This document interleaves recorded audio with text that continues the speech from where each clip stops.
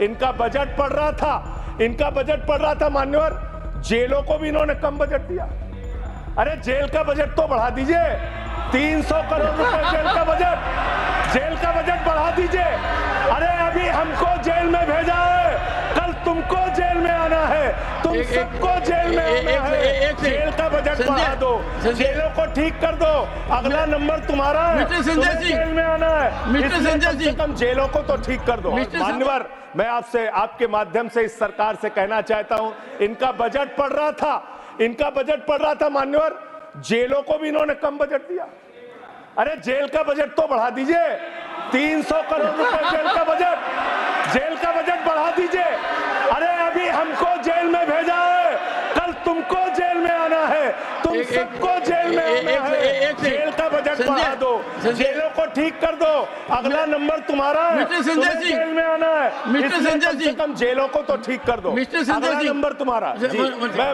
मैं जेल के बजट पे बोल रहा हूँ मानवर, मैं जेल के बजट पे 1 सेकंड 300 करोड़ दिया, इनको जेल में आना है। 1 सेकंड सदन के नेताजी से मैं अनुरोध करूंगा कि ये बहुत मार्मिक अपील है जेल का बजट बढ़ाने के लिए, और इस पर आप गौर फरमाइए। धन्यवाद सर। ठीक है ना, धन्यवाद सर। एक पृष्ठभूमि भी है मान्यवर, इसका ध्यान रखा जाएगा। इन्होंने न्यायपालिकाओं के लिए जो बजट रखा वो नाकाफी है। 5 करोड़ केसेस पेंडिंग है इस देश के अंदर, और 6 लाख लोगों को पूरे देश में जेलों में रखा गया है, जिसमें करीब 76% अंडर ट्रायल हैं। इसका मतलब आपका मकसद न्याय दिलाना नहीं है, आपका मकसद किसी मामले की सच्चाई तक पहुंचना नहीं है, आपका मकसद है पकड़ के एक व्यक्ति को जेल में डालना। आपने दिल्ली के मुख्यमंत्री को, जिनकी शुगर 36 बार 50 से नीचे जा चुकी है, आपने दिल्ली के मुख्यमंत्री को पकड़ के जेल में डाल दिया। नहीं मानवर, अब इनको बार मौका मत दीजिए, मुझे अपनी बात पूरी करने दीजिए। I am not yielding sir, I am not. आपने 2 बार कहा, हैबिट बना लिया इन्होंने सर। दिल्ली के मुख्यमंत्री को सर इन्होंने पकड़ के जेल में डाल के रखा, दिल्ली के शिक्षा मंत्री को इन्होंने 2 साल से जेल में रखा, दिल्ली के स्वास्थ्य मंत्री को इन्होंने 2 साल से जेल में रखा। आप एक विपक्ष के नेता को पकड़ के जेल में डालते हैं। हेमंत सोरेन को मुख्यमंत्री को जेल में आपने रखा, संजय रावत को जेल में रखा, अनिल देशमुख को जेल में रखा, सबको पकड़ के आप जेल में रखते हैं। बंगाल के 3 मंत्रियों को आपने पकड़ के जेल में रखा। आपका मकसद ट्रायल कराना नहीं, न्याय दिलाना नहीं, आपका मकसद हम लोगों को पकड़ के जेल में रखना है। जितना जेल में डालोगे, मैं आपसे कहना चाहता हूं, जितना जेल में डालोगे उतना गर्त में जाओगे। जिसने भी ये राजनीति की है उसका समापन हो गया है। अभी 240 पे पहुंचे हो, कल 24 पे पहुंचोगे, इसके बाद 2 पे भी आओगे। My speech sir, thank you. The next speaker is Mr. Sanjay Singh. Your time is 12 minutes, Mr. Sanjay Singh. धन्यवाद मान्यवर, आपने बजट पर मुझे बोलने का मौका दिया। मैं अपनी बात शुरू करना चाहूँगा मान्यवर। हमारे कुछ दोस्त जो कभी इधर हुआ करते थे, अब वो उधर चले गए हैं, उनके लिए चंद पंक्तियों से अपनी बात शुरू करूंगा कि कैसा ये हादसा है मेरी जिंदगी के साथ, कैसा ये हादसा है मेरी जिंदगी के साथ, मैं हूं किसी के साथ, मेरा दिल किसी के साथ। तो जो लोग उधर चले गए मान्यवर, उनका दिल हमारे साथ है, भले वो किसी के साथ हो। मान्यवर, इस बजट का बहुत ढोल पीटा जा रहा है कि बड़ा क्रांतिकारी, बड़ा अच्छा बजट, बड़ा विकसित भारत का बजट है। यह बजट क्या है मान्यवर? पूरे देश को पता चलना चाहिए कि भारत माता की सेना रक्षा के लिए जो बजट आता है, उस बजट में कटौती करने का काम किया गया। 9.6% से घटाकर 9.43% किया गया। भारत का अन्नदाता किसान जो अपने खून पसीने से देश को चलाने का काम करता है मान्यवर, उसका बजट, कृषि का बजट 3.2% से 20% से घटाकर 3.15% किया गया। स्वास्थ्य का बजट, हिंदुस्तान 144 करोड़ लोगों का देश है मान्यवर, लेकिन बड़े अफसोस के साथ कहना पड़ रहा है कि स्वास्थ्य का बजट 1.97% से घटाकर 1.85% किया गया। ट्रांसपोर्ट का बजट 11.48% से घटाकर 11.28% किया गया। पेंशन, जहां एक तरफ पुरानी पेंशन की बहाली की मांग हो रही है, लाखों कर्मचारी सड़क पर हैं और मांग करते हैं कि पुरानी पेंशन बहाल किया जाए, इस सरकार ने पेंशन का बजट 5.20% से घटाकर 5.04% करने का काम किया। एनर्जी का बजट 2.10% से घटाकर 1.42% करने का काम किया। वैज्ञानिक विभाग का बजट 0.7% से घटाकर 0.6% करने का काम किया। फूड सब्सिडी का बजट 4.38% से घटाकर 4.25% करने का काम किया। नॉर्थ ईस्ट के विकास का बजट, मणिपुर की तो चर्चा आपने नहीं की, लेकिन नॉर्थ ईस्ट के विकास का बजट आपने 0.13% से घटाकर 0.12% करने का काम किया। सामाजिक कल्याण, जिसमें आपका बिल्कुल यकीन नहीं है, उसका भी बजट आपने घटाया, 1.22% से घटाकर 1.17% करने का काम किया। आपने फर्टिलाइजर का, खाद का बजट 3.88 से घटाकर 3.4% करने का काम किया और फूड सब्सिडी आपने घटाने का काम किया। ये है आपके विकसित भारत के खोखले बजट की सच्चाई। हर वर्ग को आपने चोट पहुंचाने का काम किया मान्यवर। आप कहते हैं आप दुनिया की 5वीं बड़ी अर्थव्यवस्था है, 5वीं बड़ी अर्थव्यवस्था है। अरे ये तो सच्चाई बताइए कि ये 5वीं बड़ी अर्थव्यवस्था किसके लिए है? आपने चंद पूंजीपतियों का 16 लाख करोड़ रुपए माफ किया। ये इस देश की सच्चाई है। आपने 16 लाख करोड़ रुपए पूंजीपतियों का माफ किया। आपने 14 देश के प्रधानमंत्रियों ने जितना कर्जा लिया, उससे दोगुना कर्जा अकेले आपकी सरकार ने लिया। आपने 150 लाख करोड़ रुपए कर्जा लेने का काम किया, देश को कर्ज में डुबाने का काम किया। मान्यवर, मैं बताना चाहता हूं इस सरकार से किन किन वर्गों को उम्मीद थी। इस सरकार से उम्मीद थी देश के अन्नदाता किसानों को कि आप एमएसपी दोगुना करेंगे। आपने एमएसपी दोगुना नहीं की, आपने किसानों की फूड सब्सिडी का काटने का काम किया, फर्टिलाइजर सब्सिडी काटने का काम किया, कृषि क्षेत्र को देने वाले बजट को खत्म करने का काम किया। बेरोजगारों को उम्मीद थी, 10 साल में आपने कहा था मान्यवर 20 करोड़ नौकरियां देंगे, 20 करोड़ नौकरियां आपने नहीं दी। फिर नौजवानों ने कहा नौकरी दो, नौकरी दो। फिर आपने कहा पकौड़ा तल लो, पकौड़ा तल लो।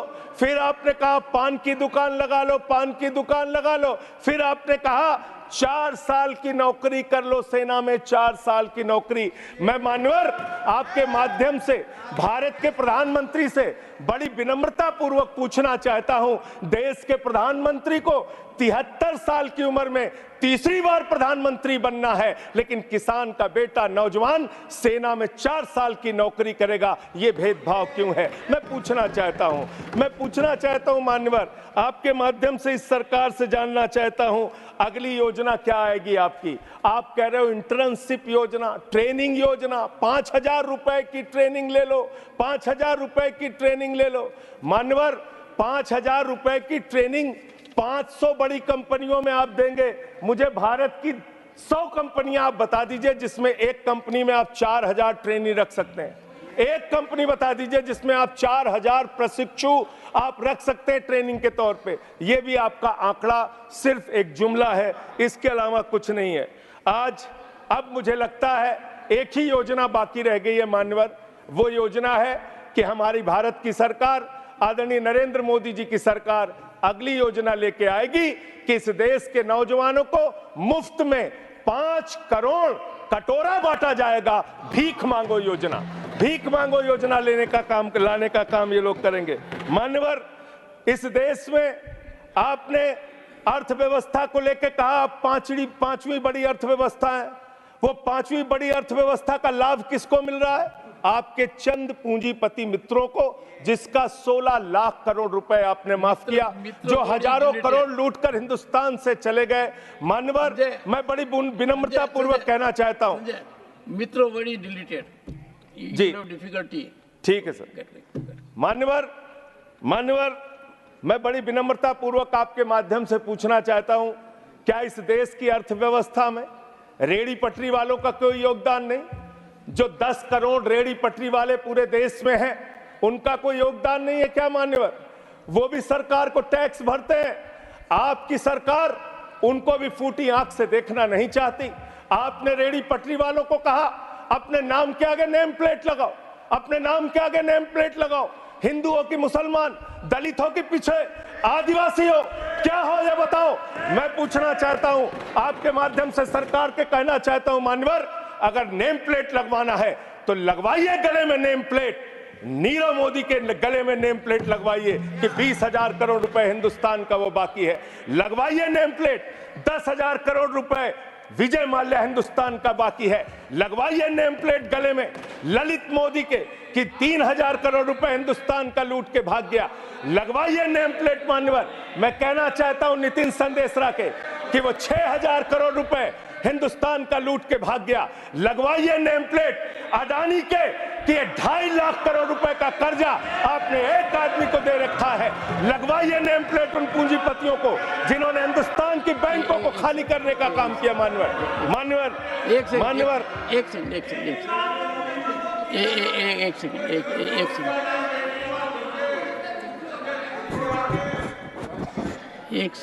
सेकंड।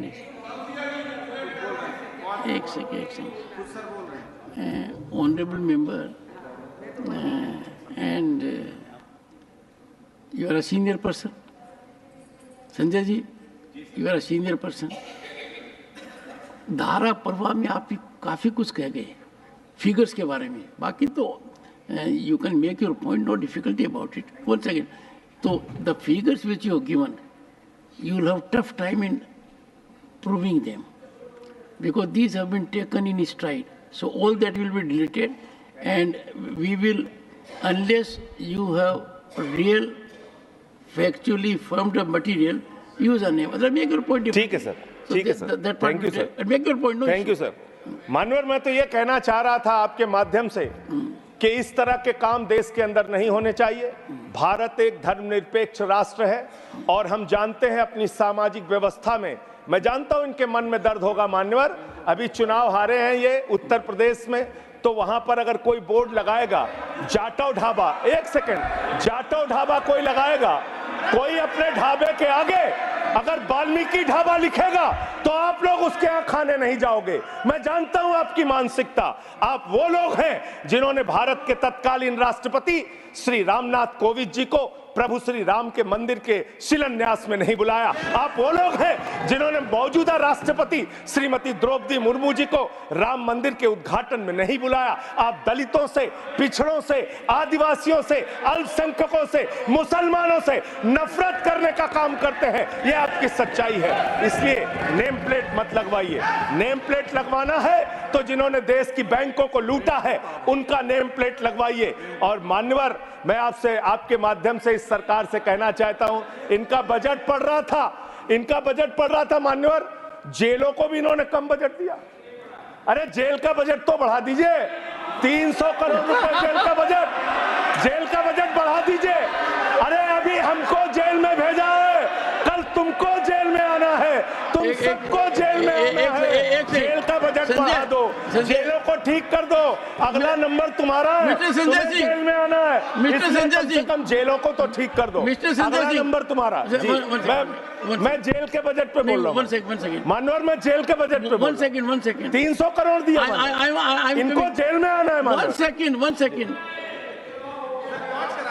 सदन के नेताजी से मैं अनुरोध करूंगा कि ये बहुत मार्मिक अपील है जेल का बजट बढ़ाने के लिए, और इस पर आप गौर फरमाइए। धन्यवाद सर, धन्यवाद सर। ठीक है ना, धन्यवाद सर। एक पृष्ठभूमि भी है मान्यवर, मान्यवर, इसका ध्यान इस रखा देश जाएगा अध्यक्ष में महोदय। इन्होंने न्यायपालिकाओं के लिए जो बजट रखा वो नाकाफी है। 5 करोड़ केसेस पेंडिंग है इस देश के अंदर और 6 लाख लोगों को पूरे देश में जेलों में रखा गया है, जिसमें करीब करीब 76% अंडर ट्रायल हैं। इसका मतलब आपका मकसद न्याय दिलाना नहीं है, आपका मकसद किसी मामले की सच्चाई तक पहुंचना नहीं है, आपका मकसद है पकड़ पकड़ के एक एक व्यक्ति को जेल में डालना। आपने दिल्ली के मुख्यमंत्री को, जिनकी शुगर 36 बार 50 से नीचे जा चुकी है, आपने दिल्ली के मुख्यमंत्री को पकड़ के जेल में डाल दिया। नहीं मानवर, अब इनको बार बार मौका मत दीजिए, मुझे अपनी बात पूरी करने दीजिए। I am not yielding sir, I am not. आपने 2 बार कहा, हैबिट बना लिया इन्होंने सर। दिल्ली के मुख्यमंत्री को सर इन्होंने पकड़ के जेल में डाल के रखा, दिल्ली के शिक्षा मंत्री को इन्होंने 2 साल से जेल में रखा, दिल्ली के स्वास्थ्य मंत्री को इन्होंने 2 साल से जेल में रखा। आप एक एक विपक्ष के नेता को पकड़ पकड़ के जेल में डालते हैं। हेमंत सोरेन को मुख्यमंत्री को जेल में आपने रखा, संजय रावत को जेल में रखा, अनिल देशमुख को जेल में रखा, सबको पकड़ पकड़ के आप जेल में रखते हैं। बंगाल के 3 मंत्रियों को आपने पकड़ के जेल में रखा। आपका मकसद ट्रायल कराना नहीं, न्याय दिलाना नहीं, आपका मकसद हम लोगों को पकड़ के जेल में रखना है। जितना जेल में डालोगे, जितना जेल में डालोगे, मैं आपसे कहना चाहता हूं, जितना जेल में डालोगे उतना गर्त में जाओगे। जिसने भी ये राजनीति की है उसका समापन हो गया है। अभी 240 पे पहुंचे हो, कल 24 पे पहुंचोगे, इसके बाद 2 पे भी आओगे। मैं तो 1-2 मिनट और मैं बस कह के अपनी बात खत्म करूंगा, मेरे टाइम में से उसको काट लीजिएगा। मान्यवर, भेदभाव की बात, सबसे भेदभाव इनको करना है। मुसलमानों से भेदभाव, सिखों से भेदभाव, ईसाइयों से भेदभाव, दलितों से भेदभाव, पिछड़ों से भेदभाव और अब राज्यों से भेदभाव, राज्यों से भी भेदभाव, महिलाओं से भेदभाव, राज्यों से भेदभाव। क्या भेदभाव किया सर इन्होंने? 2,32,000 करोड़ रुपए, 2,32,000 करोड़ रुपए दिल्ली के लोगों ने सरकार के केंद्रीय खजाने में टैक्स के रूप में दिया, जीएसटी और इनकम टैक्स के रूप में। बदले में हमको कितना मिलता है? 0। 9 साल से आप दिल्ली को बजट नहीं देते। पंजाब के लोग, बस मेरे में से काट लीजिएगा सर, 1-2 मिनट काट लीजिए, पार्टी के उसमें से काट लीजिएगा। पंजाब के लिए सर, पंजाब का किसान अपना खून पसीना बहा के खेत में गेहूं पैदा करता है, धान पैदा करता है। आपने 8,000 करोड़ रुपए पंजाब के विकास का पैसा रोक रखा है, विपक्ष के राज्यों का पैसा आपने रोक रखा है। ये भेदभाव क्यों कर रहे हैं आप क्यों कर रहे हैं? आप लिखते हैं राज्यों के विकास से देश का विकास है, ये आप राज्यों का विकास कर रहे हैं। एक एक करके टारगेट करके विपक्षी राज्यों के साथ आपने भेदभाव करने का काम किया। और अंत में कोई मुझे कह रहा था सारे बजट कम किए, शिक्षा के बजट को भी आपने कम कर दिया। मैंने इन लोगों से कहा शिक्षा से इनका कोई लेना देना नहीं है, शिक्षा से इनका कोई लेना देना नहीं। मान्यवर, क्यों लेना देना नहीं है? क्योंकि दिल्ली विश्वविद्यालय में मनुस्मृति पढ़ाने जा रहे हैं ये लोग। मनुस्मृति पढ़ाएंगे कि दलितों के, पिछड़ों के, जिनको आप शूद्र कहते हैं, आप शूद्र कहते हैं, अगर वो श्लोक सुन लेंगे तो उनके कान में पारा आप कैसे डालेंगे? ये पढ़ाई आप कराने जा रहे हैं दिल्ली विश्वविद्यालय में, ये पढ़ाई आप कराने जा रहे हैं। इसलिए मान्यवर, मैं आपसे यही कहना चाहता हूं, ये बजट हिंदुस्तान के किसान के खिलाफ है, ये बजट हिंदुस्तान के नौजवान के खिलाफ है, ये बजट हिंदुस्तान के व्यापारियों के खिलाफ है। ये बजट सिर्फ और सिर्फ मोदी जी के मित्रों के लिए बनाया गया है, मित्रों के लिए बनाया गया है, मित्रों के लिए बनाया गया।